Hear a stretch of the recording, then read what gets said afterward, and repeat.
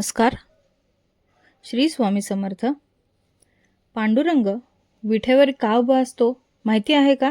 देव स्वतः भेटीला आला अन भक्तांची भक्ती पाहून आनंदाने तेथेच स्थायिक झाला. काय आहे भगवान विठ्ठलाची आणि भक्त पुंडलिकाची कथा? चला तर मग जाणून घेऊया. प्राचीन काळात पुंडलिक नावाचा गृहस्थ पंढरपूर भागात राहत होता. पुंडलिक त्याच्या आईवडिलांकडे दुर्लक्ष करत असे. पुंडलिकाला देवभक्तीची फार आवड होती. एकदा काशीला मोक्षप्राप्तीसाठी जात असताना तो वाट चुकला आणि एका आश्रमात येऊन पोचला. तिथल्या ऋषींना त्याने विचारले, काशीला जाण्याची वाट दाखवावी.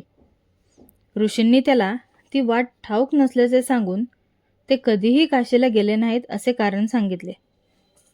पुंडलिकाला हसू आवरले नाही. त्याने हसता हसता ऋषींना म्हणाला, तुम्ही एक ऋषी असून तुम्ही कधी काशीला गेले नाही, मग तुम्ही कसले ऋषी? असे म्हणत तो त्याच्या वाटेला लागला. आश्रमापासून थोड्या अंतरावर जाताच आश्रमाकडून काही महिलांच्या हसण्याचा आवाज त्याला आला. पुंडलिक पुन्हा मागे वळला. आश्रमात जाऊन पाहतो तो काय, तिथे 3 स्त्रिया आश्रम स्वच्छ करत होत्या. त्या स्त्रिया दुसऱ्या तिसऱ्या कोणीही नसून स्वतः गंगा, यमुना, सरस्वती होत्या. काशीला न जाता या ऋषींच्या आश्रमात आणि भाग्यात इतके पावित्र्य आले तरी कोठून, असा सवाल त्यांनी केला. तेव्हा त्या मातांनी त्याला उत्तर दिले, या ऋषींनी आयुष्यभर त्यांच्या मातापित्यांची सेवा केली, त्यांची निस्सीम भक्ती केली, त्यामुळे त्यांच्या पदरात हे पावित्र्य आले आहे. मोक्ष मिळवण्यासाठी कुणी धार्मिक स्थळी जाण्यापेक्षा व्यक्तीचे कर्म महत्त्वाचे असतात. हे बोल ऐकून पुंडलिकाचे डोळे उघडले. त्याला त्याच्या आईवडिलांची काशीला नेण्याची विनंती आठवली. पुंडलिक तसाच मागे फिरला आणि घराकडे गेला. आईवडिलांना सोबत घेऊन त्याने त्यांना काशीचे दर्शन घडवले. आईवडिलांची निस्सीम भक्ती केली. या भक्तीला पाहून स्वतः देवालाही राहवले नाही. स्वतः भगवान श्रीकृष्ण पुंडलिकाच्या भेटीसाठी आले. तेव्हा पुंडलिक आईवडिलांच्या सेवेत तल्लीन होता. त्याने देवालाही प्रतीक्षा करायला सांगितले.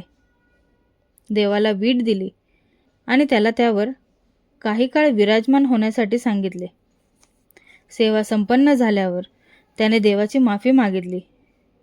पण देव पुंडलिकाची मातृपितृभक्ती पाहून प्रसन्न झाला होता. या प्रसन्नतेने देवाने त्याला वरदान मागण्यास सांगितले. पुंडलिकाने देवाला प्रतीक्षा करायला लावल्याने तो दुखावला होता. पण देव त्याला निसंकोचपणे वरदान मागण्यास सांगतो.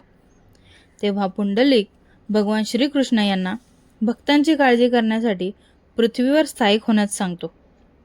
तेव्हा विटेवर उभा असणारा भगवान विठ्ठल जिथे स्थायिक होतो ते ठिकाण म्हणजे आजचे पंढरपूर. मुळात पंढरपूरमध्ये स्थित असलेली श्री विठ्ठलाची मूर्ती स्वयंभू आहे. कोणत्याही शिल्पकाराने त्याला घडवले नाही. पुंडलिकाने ती मूर्ती आपल्या घरी स्थापित केली आणि तिची सेवा करण्यास सुरुवात केली. विटेवर उभा असल्यामुळे भगवंतांना विठ्ठल असे नाव पडले. आजही आषाढी एकादशीच्या निमित्ताने लाखो भक्त भगवान विठ्ठलाच्या दर्शनासाठी पायी प्रवास करतात. तसेच पंढरपूरला पोहोचल्यावर मंदिरात जाण्याआधी पुंडलिक दर्शन घेण्याची ही प्रथा आहे. आजची ही माहिती तुम्हाला कशी वाटली कमेंटमध्ये नक्की सांगा.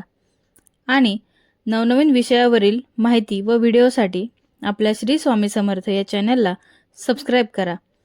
याचबरोबर बेल आयकॉनही क्लिक करा, जेणेकरून तुम्हाला नवनवीन व्हिडिओ पाहता येईल. श्री स्वामी समर्थ.